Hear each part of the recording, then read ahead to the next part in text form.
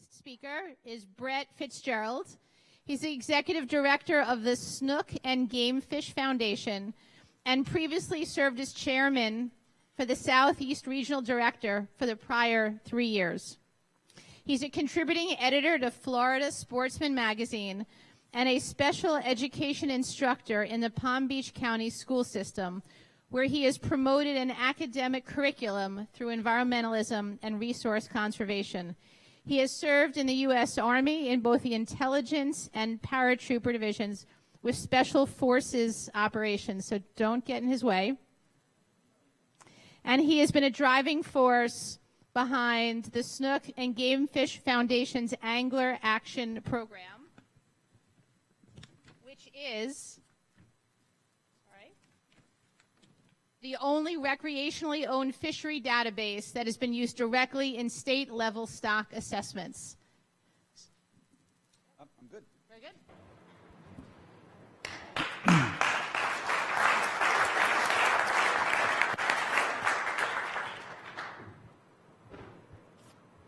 If I was to tell you that a weather event that killed tens of millions of fish in Florida would be a good thing for fish and for fishermen, would you believe me?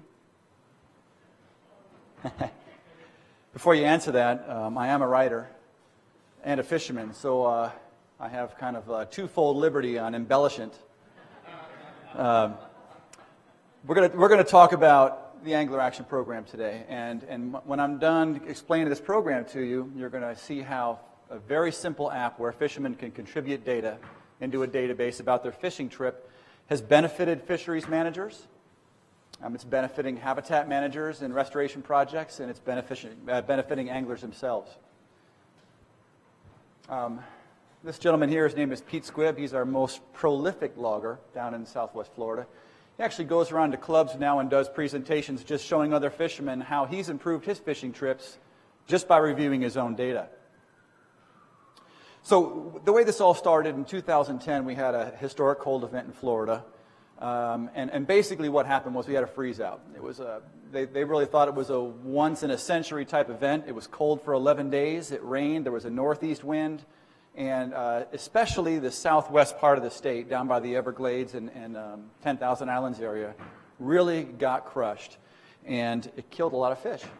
What typically happens, weather drops for a couple days every winter, and the fish will get into the deeper water. The tide will come in. They'll move out if it doesn't warm up in the next tide cycle, and they'll just kind of work their way out to deeper water. But with that consistent wind blow, they just couldn't leave the pockets they were in, so a lot of fish that got trapped up there, that was it. So basically, FWC needed to know what was happening with snook population in Florida. They had no way to get data fast enough to figure out what happened to the population. So they called and said, can you help us out? Can we work with your snook fishermen to figure out what they're seeing when they go snook fishing? So that was the development of the Angler Action Program. So initially, it was really clunky and ugly. Anglers actually had to go out with a piece of paper, write down information from their fishing trip, take it home to a website. We got help from FWC, from NOAA, from some other independent statisticians, and a few fishermen to help design it.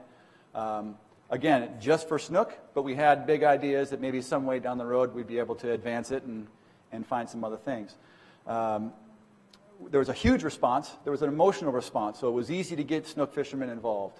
And by the end of that summer, we were already up and running, and we had thousands of hours of snook-directed fishing data.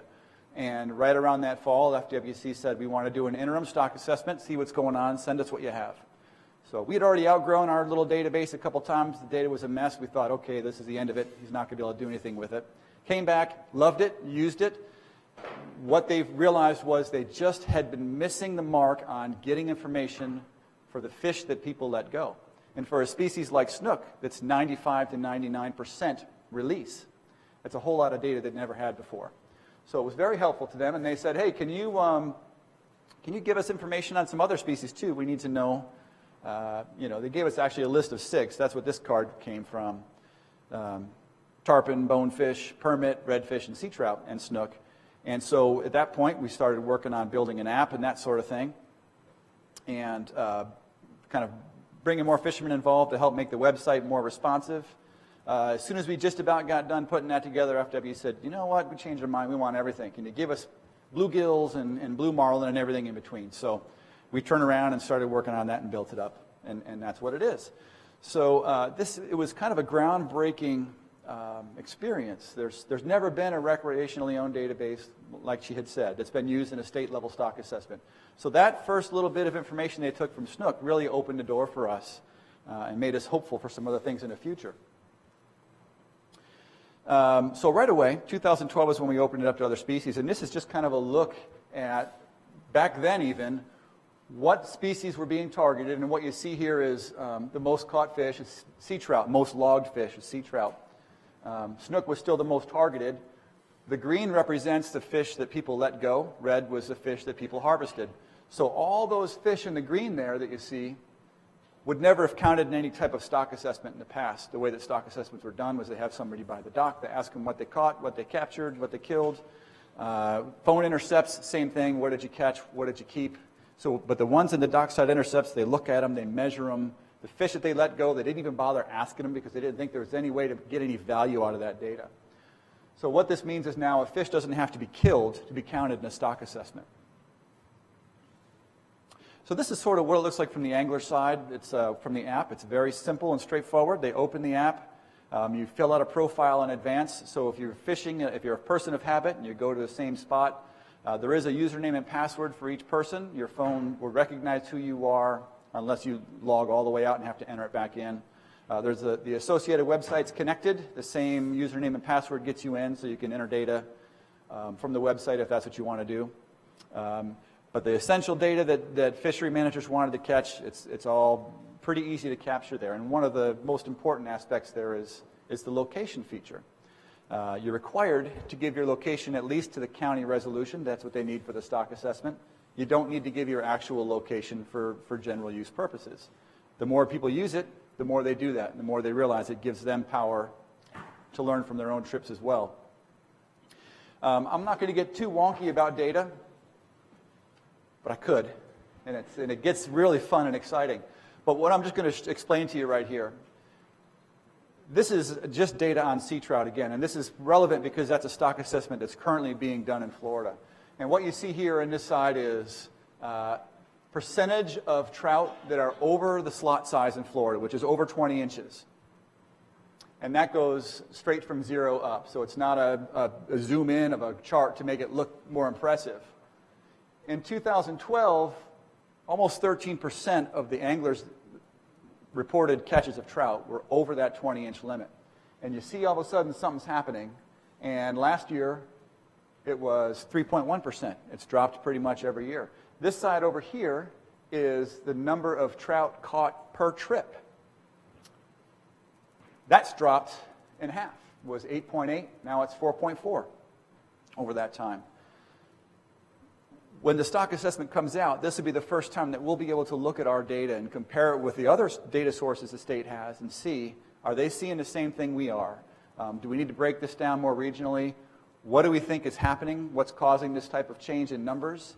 I mean, it's a pretty compelling story here, and we have our theories, but it would be a little irresponsible for me to make some predictions here. And I'm going to talk a little bit about habitat now.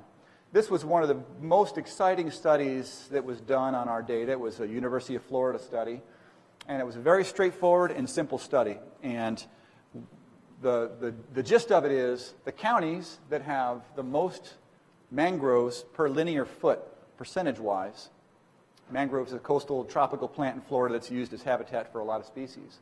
Those counties had a higher catch rate per trip for snook.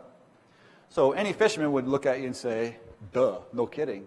But until somebody else looks at the data that's a scientist and does some type of analysis that he can show to some other scientist and have it be reviewed, it didn't actually happen, right? That tree didn't make any noise when it fell in the woods until somebody can document it in that way. So this was very exciting because my board of directors doesn't care about counting fish for the exercise of counting fish. They're about protecting habitat and that sort of thing. So this was a first step in that direction. And it's moved that way in really interesting ways. This kind of highlights where I live here. And I'll tell you a real quick story. this area here, if you see there's snook and sea trout. These are catches in the area. And the more red it is, the more dense the catches are. And a lot of people think snook and sea trout, where snook can handle a temperature, they use a lot of the same habitats.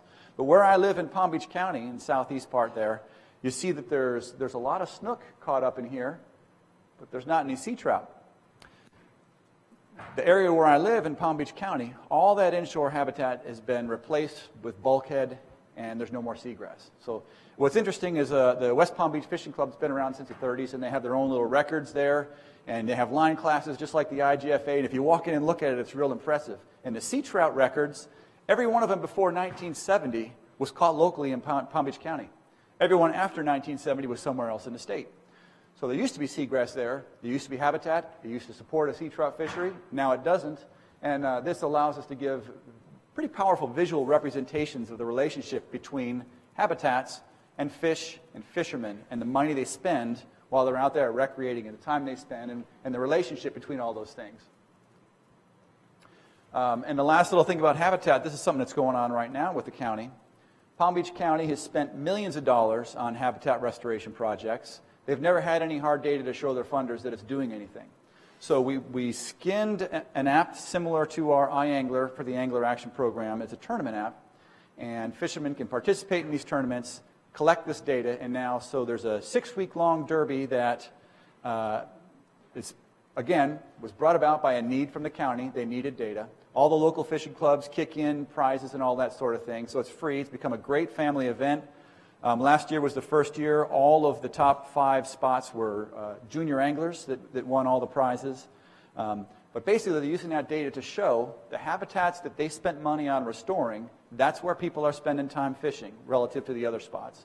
That's where they're spending their money. That's where the catch rates are better. That's where the more species are caught. The more targeted game fish are being caught in those areas and not in the areas that are unrestored. So the way that this data is going to help us, help the county figure out how to get more funding for habitat restoration, how to look at areas that haven't been restored but are being used by fish. We don't want to fix something that's not broken, and questions like that. These are, keep in mind, this all came about because they needed more information about snook fishing in 2010. So all these different, the bigger the database gets and the more people hear about it, they get these ideas and say, they call me or email us and say, hey, we have an idea. We can work with you on this and do something really good. So one of the things that I get a lot from fishermen is you need to make it more friendly for us. We need to get more out of it for ourselves as a fisherman. So the app's got some pretty typical bells and whistles. They can get their weather tide information. They can enter it by dragging a pin, or they can forecast where they're going to go by zip code and get the information to help them plan. One of the things that's pretty new is a duplicate catch button. If you get into like a Spanish mackerel bite and you're catching one after the other, you don't have to log every single fish. You can just hit a duplicate catch and keep things moving that way. But this is kind of neat. This is really where it gets powerful, and this is where Pete Squibb has helped us out a lot. He can go through his trips, and by the way, he doesn't need to actually give the location. Like I said, he knows where he is, and we know what county he's in, but he can still name his locations and not actually give the lat long. He can say, okay, this is Derek's secret snook spot, and he knows where that is, and that way he can filter through his own trips by that location and look at his species catch rates, look at it based on tide information, look at it based on water temperature, wind direction, sunrise, sunset, moonrise, moonset, all these factors that the data goes in, and you can go through yourself and improve your fishing trips. So we've tried to add these things for individuals now. This is our latest upgrade. So they can look at their own catch history and see what they caught by species and what they've released. If there's information that we're missing, they just get a little cue, remind them, hey, please come back. You didn't give us a length here. Do you want to give us the length of that fish? That helps us out with our stock assessment information. Just other different ways that they can look at their own catches and see it in different visual ways. They can track release condition of fish. Things like this are going to probably help us with barotrauma type issues with offshore species. And as we move along here, again, this is kind of some of the milestones we've hit and the direction that we're going. Since we've started, we've got about 100,000 fish logged. across all our platforms, about 20,000 anglers. It's been used in 5 stock assessments in the state of Florida. We've got a pilot study with NOAA, working with our offshore fisheries now with snapper and grouper and hopefully cobia. And the app has grown from being something local to South Florida that's got a global footprint. And we run tournaments where we collect this data. These tournaments no longer have to be kill tournaments. That data is captured real time. Their leaderboards live, and we run tournaments all over the world now, literally. It's a lot of fun. And that's my daughter. She's the fisherman in the family. And that's really it. You see these logos here at the bottom are skins of different apps that have said, yeah, you've got something here we could use. This particular one, if you live here in D.C. area, Chesapeake Catch, Maryland DNR said, hey, I've got 6 species of fish where we don't have any data on what's being released. Can you help us out? So that was built. It needs some help getting the word out so people know about it. Guy Harvey Outpost, he saw what was going on and said, yeah, we want to build an app and help spread the word at our resorts. And there's a couple more that have been built. And if you're interested in something like that too, please get in touch with me, because it's technology that we offer. Basically, our coding for free. The only expense would be any changes you want to make to it. Okay, that's it. Thank you all very much.